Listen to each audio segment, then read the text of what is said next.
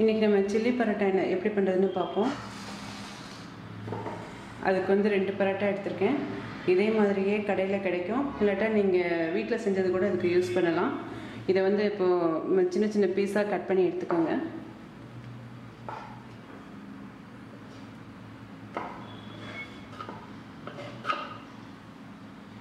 இந்த மாதிரி சின்ன சின்ன பீஸாக கட் பண்ணி எடுத்துக்கோங்க. இப்போ பரோட்டா கட் பண்ணி எடுத்து வச்சிட்டேன். இது வந்து 1 டேபிள் ஸ்பூன் அளவு சிக்கன் 65 மசாலா எடுத்திருக்கேன். இது அரை டீஸ்பூன் அளவு இஞ்சி பேஸ்ட்டு, 1 கப் மைதா மாவு.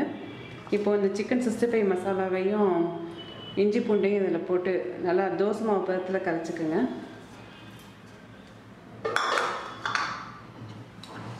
பரோட்டாவில் கொஞ்சம் ஆல்ரெடி உப்பு இருக்கும், அதனால இந்த மைதா மாவுக்கு மட்டும் கொஞ்சமாக உப்பு போடுறேன்.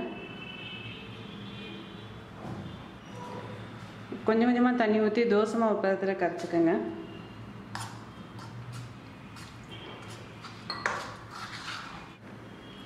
இப்போ பாருங்கள், இந்த மைதா மாவு கரைச்சாச்சு. இந்த மாதிரி தோசை மாவு பதத்தில் கரைச்சிக்கோங்க. இப்போது இதை டீப் ஃப்ரை பண்ணலாம்.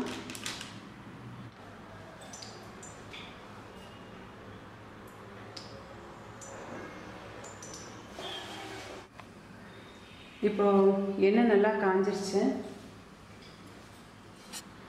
மைதா இப்போ வந்து பரோட்டா பீஸ் எடுத்துக்கிட்டு அதை அந்த மைதா மாவில் முக்கி எடுத்துருங்க.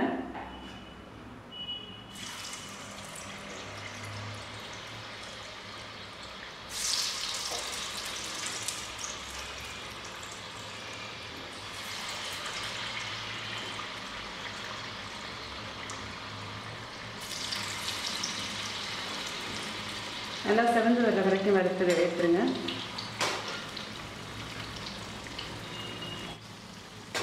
இப்போ பாருங்கள், நல்லா செவந்து வந்துடுச்சு. இந்த மாதிரி வந்ததுக்கப்புறம் எடுத்துருங்க.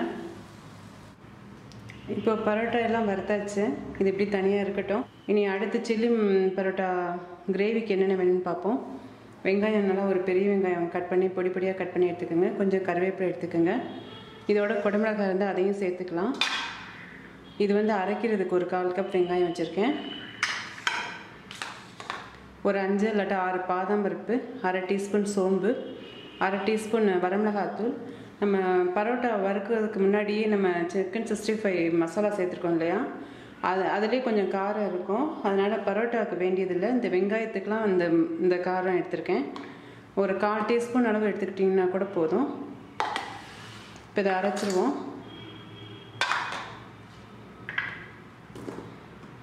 இதோட டொமேட்டோ கெச்சப் ஒரு 2 ஸ்பூன் அளவு சேர்ப்போம்.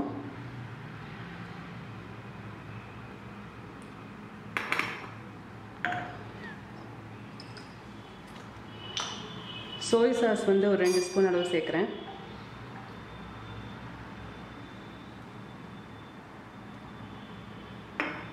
இப்போ இதை நல்லா நைஸாக பேஸ்ட் மாதிரி அரைச்சிருங்க. இப்போ ஒரு 2 ஸ்பூன் எண்ணெய் ஊற்றிருக்கேன். நல்லா காஞ்சிருச்சு. இப்போ இந்த வெங்காயத்தையும் கருவேப்பிலையும் போட்டு வதக்கிக்குவோம்.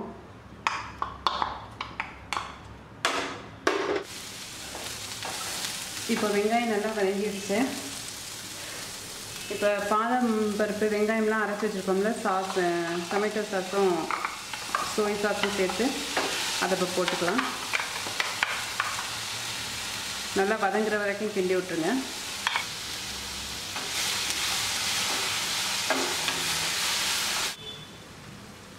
பரோட்டாவில் உப்பு கொஞ்சம் இருக்குது, அதனால் இந்த கிரேவிக்கு வேணுங்கிற அளவு மட்டும் உப்பு போட்டுக்குவோம்.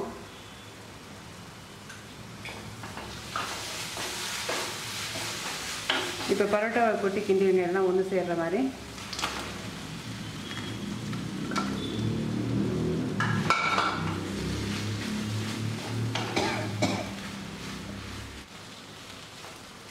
இப்போ எல்லாம் ஒன்றா செஞ்சிருச்சு.